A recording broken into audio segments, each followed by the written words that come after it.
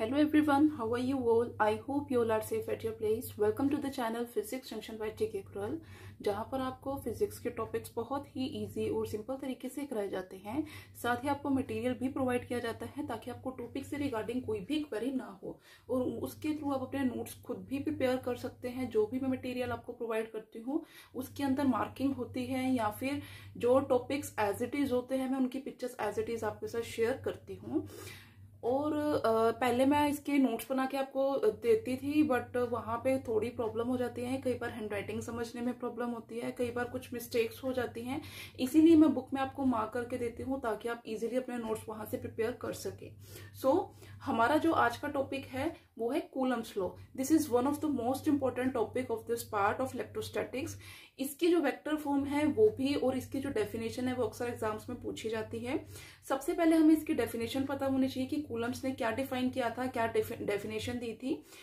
जो डेफिनेशन है Coulomb's law की वो क्या कहती है कि जो फोर्स ऑफ अट्रैक्शन है between the any two charges, force of attraction है किसी भी दो चार्जेस के बीच में। हमने सपोज कर लिया कि Q1 Q2 हमारे पास कोई भी दो चार्जेस हैं, उनके बीच में जो फोर्स ऑफ अट्रैक्शन होगी वो डायरेक्टली प्रोपोर्शनल होगी किसके, to the product of the charges. ठीक है, हमारे पास फोर्स है, फोर्स ऑफ अट्रैक्शन है बिटवीन एनी टू चार्जेस। तो हमने ले लिया कि वो जो फोर्स है वो है कैपिटल एफ। जो ये कैपिटल एफ है ये डायरेक्टली प्रोपोर्शनल है किसके, to the product of the charges. Q1 Q2 हम दो चार्जेस लेके चल रहे हैं तो यहाँ पे जो एफ है डायरेक्टली प्रोपोर्शनल है वो Q1 के, Q1 मोड के अंदर है। और यहाँ पे इसी के साथ ही एक और चार्ज था, हमने बोला है प्रोडक्ट ऑफ चार्जेस। एक चार्ज हमने Q1 ले लिया है, दूसरा चार्ज हमने ले लिया है Q2। ये इसके तो डायरेक्टली प्रोपोर्शनल था बट इनवर्सली प्रोपोर्शनल था किसके, to the square of the distance between them. Square of the distance between them हमने ले लिया कि आर कोई भी डिस्टेंस है उन दोनों चार्जेस के बीच में। ये दो चार्जेस है हमारे पास Q1 और Q2, इनके बीच में जो डिस्टेंस है वो मैंने ले लिया। सपोज करो कि वो x डिस्टेंस है, x डिस्टेंस से एक दूसरे से दूर है, वो मैंने ले लिया। वो जो r डिस्टेंस है, जो ये इसका r होगा ये किसके इक्वल है, जो इनवर्सली फोर्स किसके इनवर्सली प्रोपोर्शनल होगा, to the square of the distance. Means r के स्क्वायर के इनवर्सली प्रोपोर्शनल होगा। ठीक है, इसके इनवर्सली प्रोपोर्शनल होगा। इसका प्रोपोर्शनैलिटी अगर हम हटाएंगे तो हमें यहाँ पे एक कांस्टेंट मिलेगा जिसका नाम मैं यहाँ पे ले रही हूँ के हमारे पास यहाँ पे कोई भी कांस्टेंट है, कांस्टेंट वैल्यू हमें मिली है। इस प्रोपोर्शनल को हटाने के बाद बाकी सारे के सारे टर्म्स जो है वो एज इट इज आएंगे। ठीक है, ये जो हमारे पास कांस्टेंट है यहाँ पे जो ये के है इसको हम क्या बोलेंगे, ये जो कांस्टेंट है ये है हमारे पास कांस्टेंट ऑफ प्रोपोर्शनैलिटी और इसको हम बोलते हैं इलेक्ट्रोस्टैटिक कांस्टेंट। ये जो के है इसको हम बोलते हैं इलेक्ट्रोस्टैटिक कांस्टेंट। ठीक है, ये जो हमारे पास वैल्यू है ये एक कांस्टेंट की वैल्यू है। ये हमारे पास कांस्टेंट है और इसकी एक पर्टिकुलर वैल्यू होती है। यहाँ पे मैं लेके चल रही हूँ जो इलेक्ट्रोस्टैटिक फोर्स कांस्टेंट है के, वो किसके ऊपर डिपेंड करता है, on the nature of the medium separating the charges and on the system of units. कि हमारे पास कौन से मीडियम के अंदर जो चार्जेस है वो एक दूसरे से सेपरेट आउट हो रहे हैं। तो यहाँ पे जो ये वैल्यू होगी इस के की वो किसके इक्वल होगी, 1/4 पाई एप्सिलॉन नॉट। ये जो के है हमारे पास वो किसके इक्वल होगा, 1/4 पाई एप्सिलॉन नॉट। ठीक है, यहाँ पे जो ये वैल्यू है के की इसको हम क्या बोलते हैं, इलेक्ट्रोस्टैटिक कांस्टेंट। और इसकी वैल्यू किसके इक्वल होती है, 1/4 पाई एप्सिलॉन नॉट। और इसको क्या बोला जाता है, यहाँ पे जो एप्सिलॉन नॉट है, एप्सिलॉन नॉट हमारे पास यहाँ पे क्या होता है, इलेक्ट्रिकल परमिटिविटी। इसे बोलते हैं इलेक्ट्रिकल परमिटिविटी। ये जो डेफिनेशंस हैं आपको हायर क्लासेस में पूछी जाती हैं क्योंकि ये बेसिक यहाँ पे डिस्कस होता है। आपको छोटी क्लासेस के अंदर, हायर क्लासेस में आपको इनकी डेफिनेशन पूछी जाती है, मोस्ट ऑफ बच्चों को नहीं पता होती है। तो यहाँ से आपको याद रखना है कि इलेक्ट्रिकल परमिटिविटी होती है ये। आगे जैसे जैसे डेफिनेशंस आएंगी मैं वैसे वैसे इसको क्लियर करूंगी। अब यहाँ पे जो हमारे पास मैग्नीट्यूड है फोर्स का, अगर मैं इस के की वैल्यू को यहाँ पे सब्स्टिट्यूट कर देती हूँ, जो हमारे पास 1/4 पाई एप्सिलॉन नॉट है, उसको पुट करने के बाद हमें यहाँ पे जो वैल्यू है फोर्स की वो क्या मिलेगी। देखो फोर्स हमारा यहाँ पे किसके इक्वल हो जाएगा, force is equal to 1/4 pi epsilon naught और इसी के ही साथ है Q1 Q2 over R square. ये हमारे पास कंप्लीट वैल्यू मिलेगी। जो कूलम्स ने जो फोर्स डिस्कस किया था वो ये वाली वैल्यू उसने दी थी। उसने ये जो हमारे पास स्टेटमेंट थी इस लॉ की वो दी थी, जिसके अकॉर्डिंग हमारे पास जो फोर्स है किसके इक्वल हो जाता है 1/4πε0 Q1 Q2 over R square. ठीक है, ये जो फॉर्मूला है काफी ज्यादा यूज होता है, बेसिकली ये न्यूमेरिकल्स के अंदर यूज होता है, तो आपको इसको अच्छी तरह से समझना पड़ेगा। ये जो फॉर्मूला है न्यूमेरिकल्स के अंदर भी यूज होगा। टॉपिक है वो खुद में ही बहुत ज्यादा इंपॉर्टेंट टॉपिक है। अब यहाँ पे हम बात कर लेते हैं जो यूनिट्स और डायमेंशंस हैं इस एप्सिलॉन नॉट के, इलेक्ट्रिकल परमिटिविटी के जो यूनिट्स हैं हम उसकी बात अब हम करेंगे। देखो यहाँ पे क्या है, अगर मैं यूनिट्स की बात करूं, यूनिट्स हमारे पास एप्सिलॉन नॉट के कब निकलेंगे? एप्सिलॉन नॉट के यूनिट्स हम कैसे निकाल सकते हैं? जब हमारे पास उसकी वैल्यू होगी। हमें पता है कि जो फोर्स है जो कूलम्स ने दिया था, कूलम्स का जो लॉ है वो क्या कहता है, कूलम्स के लॉ के अकॉर्डिंग जो फोर्स है वो किसके इक्वल है 1/4π epsilon naught Q1 Q2 over R square. ये वैल्यू है कूलम्स के फोर्स के अकॉर्डिंग, जो कूलम्स का लॉ है उसके अकॉर्डिंग जो फोर्स की वैल्यू वो ये है। यहां से अगर मैं एप्सिलॉन नॉट निकालना चाहूं तो वो किसके इक्वल आएगा 1/4πf Q1 Q2 over R square. यहां से हमारे पास जो फॉर्मूला निकल के आएगा एप्सिलॉन नॉट का वो ये वाला फॉर्मूला होगा, इस इक्वेशन से, इस फॉर्मूला से। ठीक है, यहां से अगर मैं इसके यूनिट्स की बात करूं तो यूनिट्स क्या होंगे, यूनिट्स इसके क्या है, देखो 1/4π क्या है, हमारे पास एक कांस्टेंट क्वांटिटी है। जो फोर्स है उसके यूनिट्स कितने होते हैं, न्यूटन्स। ठीक है, Q1 Q2 है, चार्जेस हैं, चार्जेस को हम किस में काउंट करते हैं, कूलम्स में, इसके यूनिट्स होते हैं कूलम्स में। और R स्क्वायर है, ये हम सारा का सारा ऐसा ही सिस्टम के अंदर लेके चल रहे हैं, तो R किसके इक्वल होगा, मीटर के, और R की पावर 2 है, इट मीन्स यहाँ पे आएगा मीटर स्क्वायर। तो यहां से जो यूनिट्स टर्न आउट होंगे वो कितने होंगे, न्यूटन इनवर्स कूलम का स्क्वायर मीटर स्क्वायर इनवर्स। ये हमारे पास जो वैल्यू है वो निकल के आएगी। ठीक है, या आप इसको आगे पीछे भी कर सकते हो, उसका कोई ज्यादा फर्क नहीं पड़ेगा। ठीक है, यहां से जो है जो यूनिट्स हैं एप्सिलॉन नॉट के वो निकल के आते हैं। सिमिलरली अगर मैं यहाँ पे बात करूं जो इसके डायमेंशंस हैं, डायमेंशंस यहाँ पे क्या होंगी, कूलम्स के डायमेंशंस होती हैं AT, यहाँ पे भी आएगा AT, दोनों साइड्स पे AT आएगा। ओवर में जो हमारे पास फोर्स है, फोर्स के जो यूनिट्स हैं वो कितने होंगे, M1 L1 T-2, M1 L1 T-2, और जो मीटर स्क्वायर है उसके होंगे L2। तो यहां से हमारे पास जो फॉर्मूला निकल के आएगा, जो डायमेंशनल फॉर्मूला है वो कितना होगा, M inverse L-3 A square T⁻⁴ यहाँ पे -2 है, यहाँ पे दोनों को अगर हम ऐड अप करेंगे, बेस से मैं पावर्स ऐड होंगी टी की, तो यहाँ पे क्या आ जाएगी पावर 2, नीचे से वैल्यू जब ऊपर जाएगी वो किस में हो जाएगी, ऐड में आ जाएगी वैल्यू, तो इट मीन्स टी की हमारे पास क्या आ जाएगी वैल्यू 4, T4 हो जाएगा, और बाकी हमारे पास जो सारी की सारी टर्म्स है वो एज इट इज आएंगी। ये हमारे पास जो डायमेंशनल फॉर्मूला है वो होता है। उसके बाद यहाँ पे अगर वैल्यू निकालना चाहें हम एप्सिलॉन नॉट की वैल्यू कितनी होती है, के हमारे पास है 1/4π एप्सिलॉन नॉट के इक्वल। ठीक है, यहां से एप्सिलॉन नॉट किसके इक्वल होगा, epsilon naught is equals to 1/4π के। ठीक है, उसके बाद हमारे पास जो ये नीचे की वैल्यू होती है वो किसके इक्वल होती है, यहाँ पे देखो 4 तो एज इट इज आएगा, पाई की जगह पे 3.14, और जो के होता है हमारे पास वो किसके इक्वल होता है 9 × 10⁹ ठीक है, इनको जब हम सोल्व करते हैं सारी वैल्यू को, एप्सिलॉन नॉट हमारे पास किसके इक्वल आ जाएगा 8.85 × 10⁻⁻12 C कूलम का square newton inverse metre square inverse. ये हमारे पास वैल्यू आएगी एप्सिलॉन नॉट की। ठीक है, इसके बाद जो टॉपिक है वो है हमारे पास Coulomb's law in vector form. ये तो सारी की सारी डेफिनेशन थी और सारी की सारे टर्म्स को यहाँ पे डिफाइन किया है। नेक्स्ट जो टॉपिक होगा वो होगा Newton's law in vector form. So Coulomb's law in vector form क्या कहता है, सबसे पहले देखो हमने जो स्टेटमेंट दी थी कूलम्स लॉ की वो क्या थी, F = K Q1 × Q2 over R square. ये हमारे पास जो स्टेटमेंट थी कि कूलम्स ने दी थी, जिसको कि हम कूलम्स लॉ बोलते हैं। यहाँ पे हमने क्या देखना है कि इसकी वेक्टर फॉर्म कैसे होगी। यहाँ पे क्या है, Q1 और Q2 दो चार्जेस है, ठीक है, जो एक दूसरे से डिस्टेंस पे प्रेजेंट है। Q1 और Q2 दो चार्जेस हैं। देन उसके बाद इनका क्या है, ये हमारे पास है इसका सेंटर O, ओरिजिन है इसका O, और यहां से ये जो डिस्टेंस है इनका जो पोजीशन वेक्टर है वो कितना है R1। जो Q1 हमारे पास चार्ज है उसका पोजीशन वेक्टर है R1। जो Q2 चार्ज है उसका पोजीशन वेक्टर क्या है हमारे पास R2। Q2 चार्ज का पोजीशन वेक्टर क्या है R2 के इक्वल है। अगर मैं R1 को लिखना चाहूं, R1 वेक्टर यहां से किसके इक्वल होगा OA वेक्टर के। सिमिलरली यहां से R2 जो वेक्टर होगा वो किसके इक्वल होगा R2 vector is equal to OB vector, क्योंकि हमारे पास जो डायरेक्शन है जो एरो है वो O to B है। सिमिलरली यहाँ पे क्या है O to A है हमारे पास डायरेक्शन, इसलिए यहाँ पे जो चेंज आएगा, जो हमारे पास वैल्यू आएगी वो OA आएगी और OB आएगी, और उसके ऊपर हमने क्या लगाना है वेक्टर। तो यहाँ पे हमारे पास जो पोजीशन है वो कहाँ से कहाँ है O से A, इसीलिए हमने OA वेक्टर दिखाया है। अगर पोजीशन हमारे पास एरो अगर नीचे की साइड होता तो हम A to O दिखाते हैं यहाँ पे, ठीक है। हमारे पास जो एरो है वो कहाँ से कहाँ है O से A पे है, इसीलिए हमने यहाँ पे OA वेक्टर लिखा है। सिमिलरली यहाँ पे क्या आया है OB वेक्टर आया है।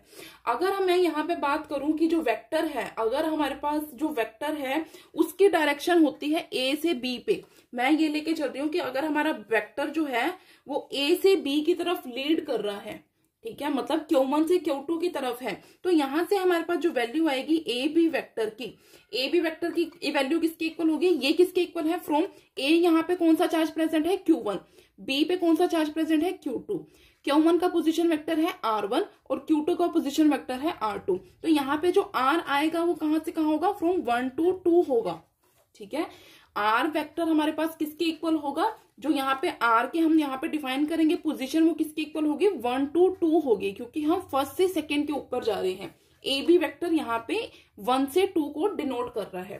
तो यहां से अगर हम डिस्टेंस फॉर्मूला लगाएंगे, डिस्टेंस फॉर्मूला किसके इक्वल होगा R2 माइनस R1, सेकेंड में से फर्स्ट माइनस करेंगे, ठीक है।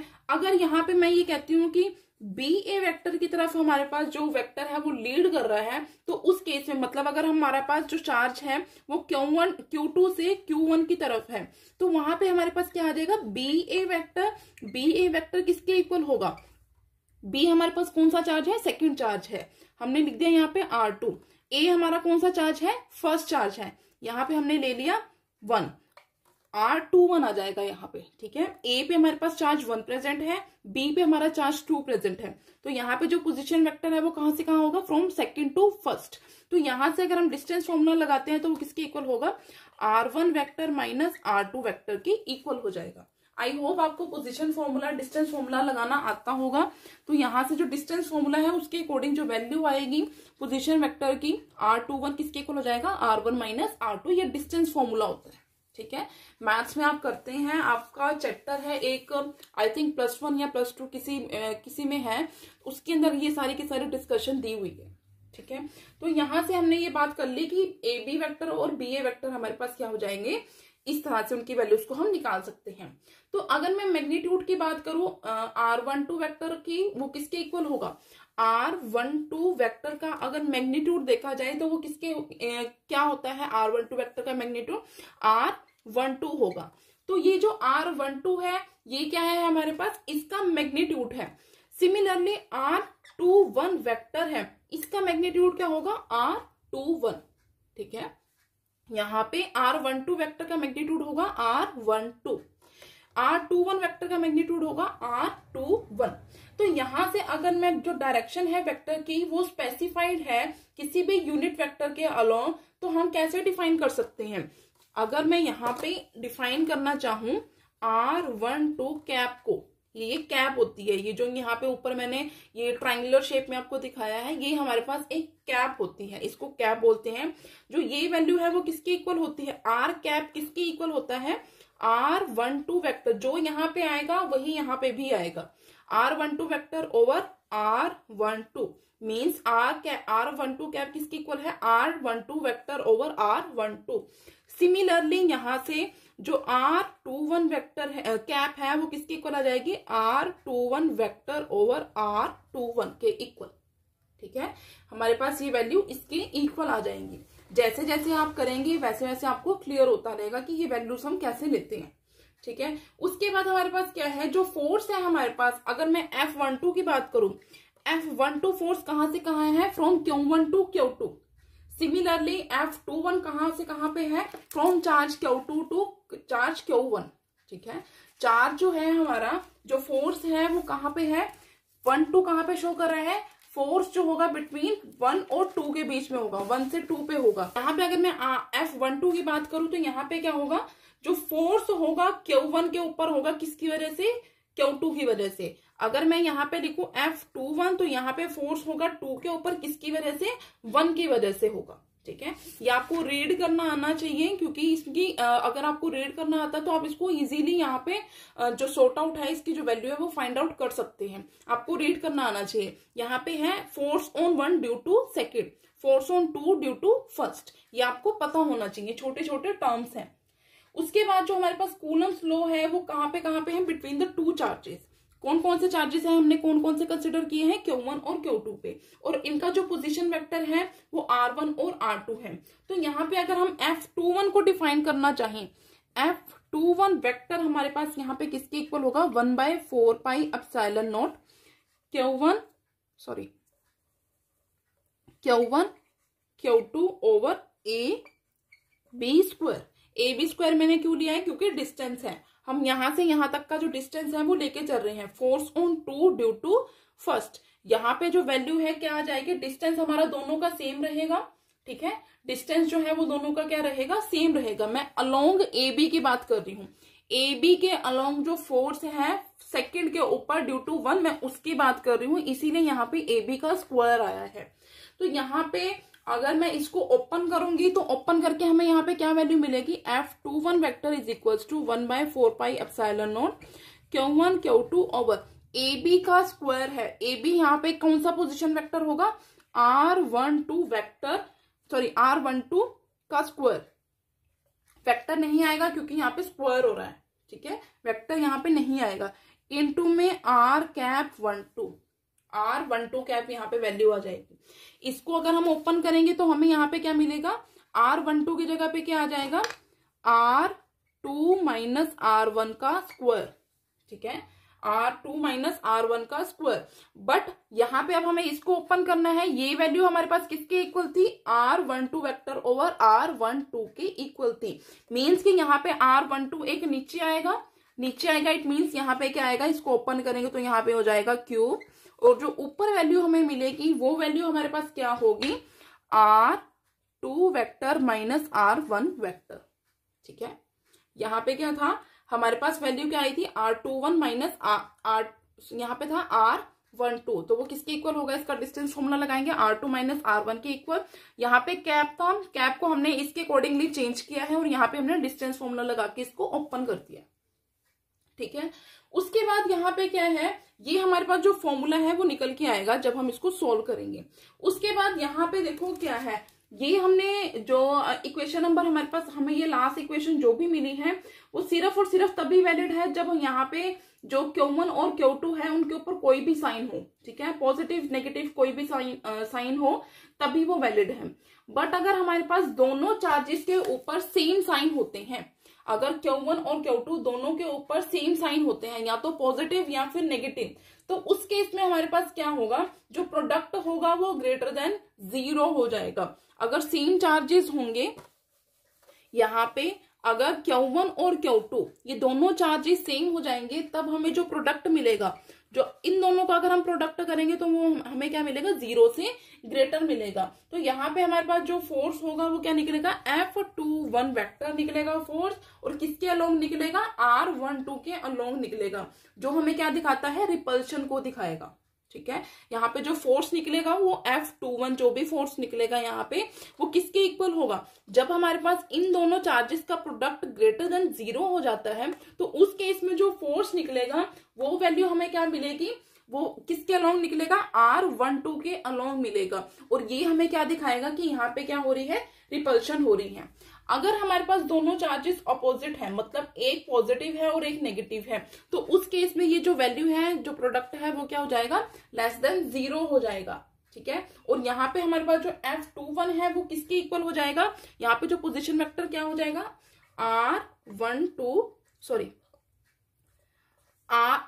R12 वेक्टर माइनस, जो किसको दिखाएगा, अट्रैक्शन को दिखाएगा। जब भी अगर आपके पास किसी भी चार्जेस के बीच में अगर कोई चार्ज आपको नेगेटिव दे रखा है या फिर आपका कोई फोर्स की वैल्यू नेगेटिव आ रही है चार्जेस के बीच में, तो वो वैल्यू हमें क्या दिखाएगी कि दोनों चार्जेस के बीच में अट्रैक्शन हो रही है। अगर वैल्यू पॉजिटिव आएगी, ये वैल्यू अगर हमारे पास नेगेटिव आती है तो इट मीन्स यहाँ पे क्या हो रही है, अट्रैक्शन। अगर ये वैल्यू हमारे पास पॉजिटिव आती है तो इट मीन्स यहाँ पे क्या हो रही है, रिपल्शन हो रही है। मतलब चार्जेस जो है हमारे पास वो क्या है, सेम है। पॉजिटिव पॉजिटिव भी हो सकते हैं और नेगेटिव नेगेटिव भी हो सकते हैं। अगर हम Q1 और Q2 चार्जेस को इंटरचेंज कर देते हैं, ठीक है, Q1 और Q2 चार्जेस को इंटरचेंज कर देते हैं, तो उस केस में हमारे पास जो वैल्यू निकलेगी फोर्स की, F12 फोर्स निकलेगा और ये किसके इक्वल होगा, माइनस होगा F21 की।